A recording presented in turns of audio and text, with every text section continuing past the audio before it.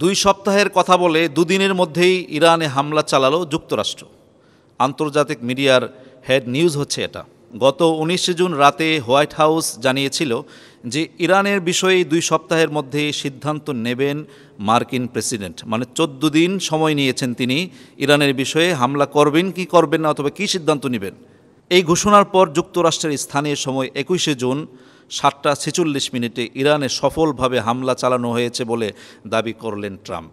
কত বড় মিথ্যাবাদী, কত বড় প্রতারক, কত বড় ধূর্ত এবং মুনাফিক এই ইবলিশ, এই ইহুদিদের চর ডোনাল্ড ট্রাম্প। রোববার 22 জুন অর্থাৎ আজকে বাংলাদেশ সময় সকালে নিজের মালিকানাধীন সামাজিক যোগাযোগ মাধ্যম ট্রুথ সোশ্যালে ট্রাম্প লিখেন যে আমরা ইরানের 3টি পারমাণবিক স্থাপনা যথা ফোর্দু, নাতাঞ্জ ও ইস্পাহানে খুবই সফলভাবে হামলা সম্পন্ন করেছি। সব বিমান এখন ইরানের আকাশসীমার বাইরে। বার্তা সংস্থা রয়টার্সের বরাতে জানা গেছে, একজন মার্কিন কর্মকর্তা জানিয়েছেন ইরানে চালানো এই হামলায় যুক্তরাষ্ট্রের B-2 স্টেলথ বোমারু বিমান অংশ নিয়েছে। ট্রাম্পের পোস্টে বলা হয়েছে এই হামলায় শক্তিশালীভাবে সুরক্ষিত ফোর্দো পারমাণবিক স্থাপনা নাই হয়ে গিয়েছে। এর আগে ইরানের হামলার পরিকল্পনায় ট্রাম্পের অনুমোদনের খবর সামনে আনে মার্কিন সংবাদ মাধ্যম CBS ও ওয়াল স্ট্রিট জার্নাল।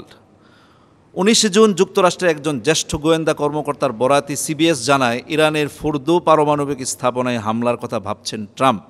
তবে ইরান নিজেদের পারমাণবিক প্রকল্পগুলো বন্ধে রাজি হবে এমন আশায় হামলা শুরু করার চূড়ান্ত সিদ্ধান্ত নেননি তিনি।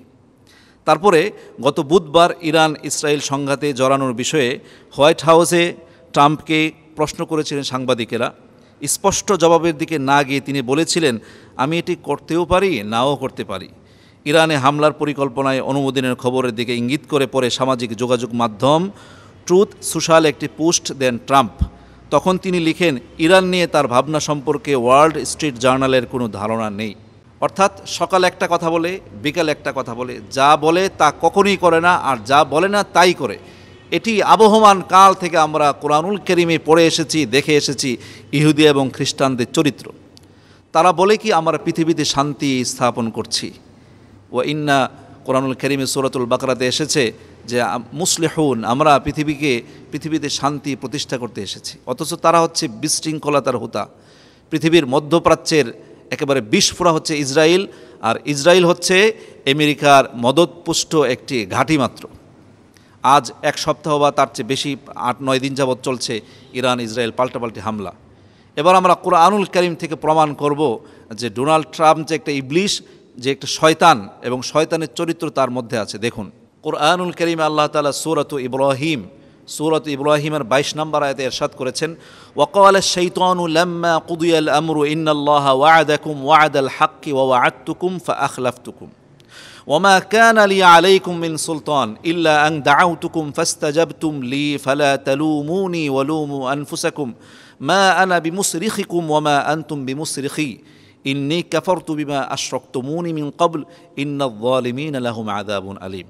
কিয়ামতের দিন যখন বিচার কার্য সম্পন্ন হবে, তখন শয়তান বলবে, আল্লাহ তো তোমাদেরকে প্রতিশ্রুতি দিয়েছেন সত্য প্রতিশ্রুতি, আমিও তোমাদেরকে প্রতিশ্রুতি দিয়েছিলাম, কিন্তু আমি তোমাদেরকে প্রদত্ত প্রতিশ্রুতি ভঙ্গ করেছি। অর্থাৎ আল্লাহ তাআলা প্রতিশ্রুতি দিয়েছেন সত্য প্রতিশ্রুতি, আমিও প্রতিশ্রুতি দিয়েছিলাম, কিন্তু আমি তা ভঙ্গ করলাম। আমার তো তোমাদের উপর কোনো আধিপত্য ছিল না, আমি কেবল তোমাদের আহ্বান করেছিলাম এবং তোমরা আমার ডাকে সাড়া দিয়েছিলে। সুতরাং তোমরা আমাকে দোষারোপ করিও না, বরং নিজেদেরকেই দোষারোপ করো। তোমরা নিজেদেরকেই দোষারোপ করো, আমি তোমাদের উদ্ধারে সাহায্য করতে সক্ষম নই এবং তোমরাও আমার উদ্ধারে সাহায্য করতে সক্ষম নও। তোমরা যে পূর্বে আমাকে আল্লাহ শরীক করেছিলে আমি তা অস্বীকার করছি। জালেমদের জন্য তো রয়েছে মর্মন্তুদ শাস্তি। এই যে শয়তানের যে একটা চরিত্র, যা বলে তা করে না, যা করে না তা বলে, যত ওয়াদা করে সকল ওয়াদা মিথ্যা। অনুরূপভাবে ইসরায়েলের প্রেসিডেন্ট বেনিয়ামিন নেতানিয়াহু এবং মার্কিন প্রেসিডেন্ট ডোনাল্ড ট্রাম্প দুটোর একই চরিত্র।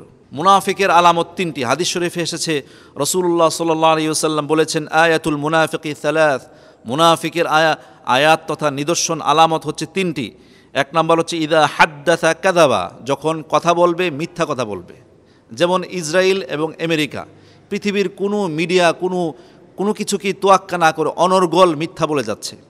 2 নম্বর ওয়াইদা ওয়াদা আখলাফা, যখন তারা ওয়াদা করবে, অঙ্গীকার করবে, তা ভঙ্গ করবে, যেমনটা আমরা দেখতে পাচ্ছি। ওয়াইদা তুমিনা খানা, তাদের কাছে যখন আমানত রাখা হয় তখন আমানতের খেয়ানত করে। এ হচ্ছে মুনাফিকের চরিত্র।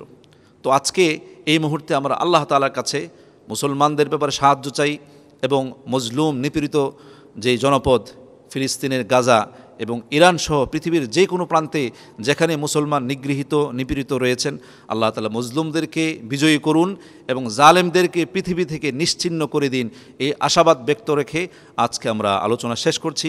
আসসালামু আলাইকুম ওয়া রাহমাতুল্লাহি ওয়া বারাকাতুহু।